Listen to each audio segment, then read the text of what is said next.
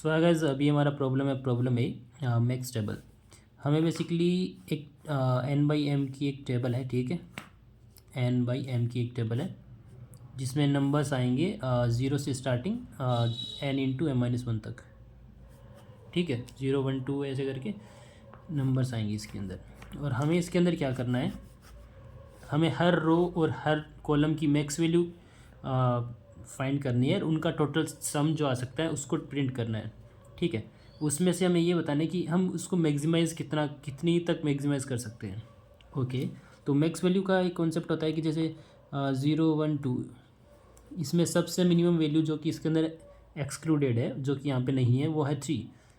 तो 0 1 2 3 का जो मैक्स वैल्यू है वो 3 होगा, राइट। अगर 0 2 और 3 है तो उसका मैक्स वैल्यू क्या होगा 1, क्योंकि 1 ही सबसे मिनिमम वैल्यू है जो इसके अंदर नहीं है, ठीक है। ये चीज़ समझ गए। और अगर किसी रो या कॉलम के अंदर 0 नहीं है, सपोज़ 1 2 और 3 है ओनली, तो इसकी क्या होगी मैक्स वैल्यू हमेशा 0 होगी, ठीक है।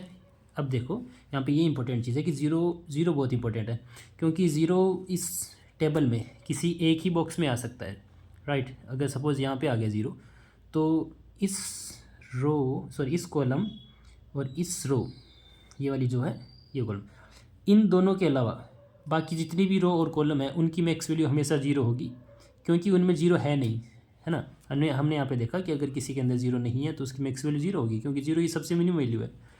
तो एक रो और एक कॉलम को छोड़कर बाकी जितने भी रो और कॉलम है उनकी मैक्स वैल्यू होगी 0। तो हमें बस उस पर फोकस करना है जिसके अंदर हमारा 0 आ सकता है, मतलब 0 को हम कहाँ पे रखें जिससे हमें मैक्सिमम वैल्यू मिले, ठीक है। तो 0 को बीच में रखने से तो कोई फ़ायदा नहीं है, वैसे भी कहीं भी रख सकते हैं, 0 बीच में रख सो कहीं भी। तो सपोज़ मान लो कि हम 0 यहाँ पे रख देते हैं, तो बेटर होगा समझने में कि 0 हम स्टार्टिंग में रखें। तो हम एक नया बना लेते हैं टेबल, ठीक है। 1 2 3 4 1 2 3 4 5, ठीक है। 0 हमने रख दिया यहाँ पे, ठीक है, ओके।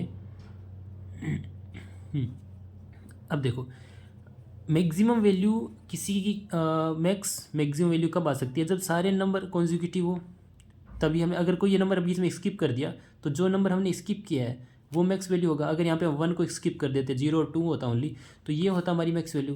बट अगर नंबर कॉन्जिक्यूटिव है तो हमें बड़ी मैक्स वैल्यू मिलती है, राइट।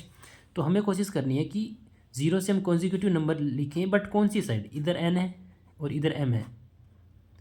बट जो बड़ी साइड है जहाँ पे जितने ज़्यादा कॉन्जिक्यूटिव नंबर आ सकते हैं, या फिर इधर आ सकते हैं या फिर इधर आ सकते हैं।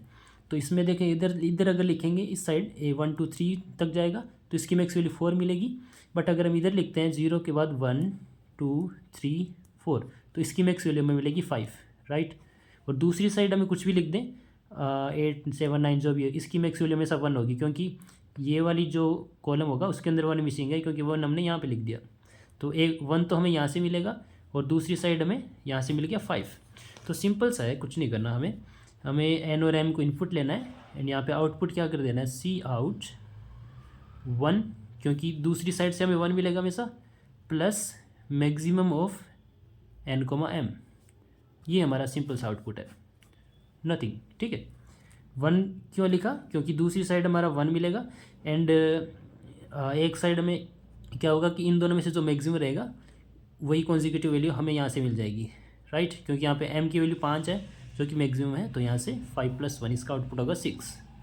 आई थिंक आपको क्लियर होगा। मेन कॉन्सेप्ट ये था कि 0 वाली हमें रो और कॉलम को देखना है, बाकी किसी को नहीं देखना। That's all, thank you so much.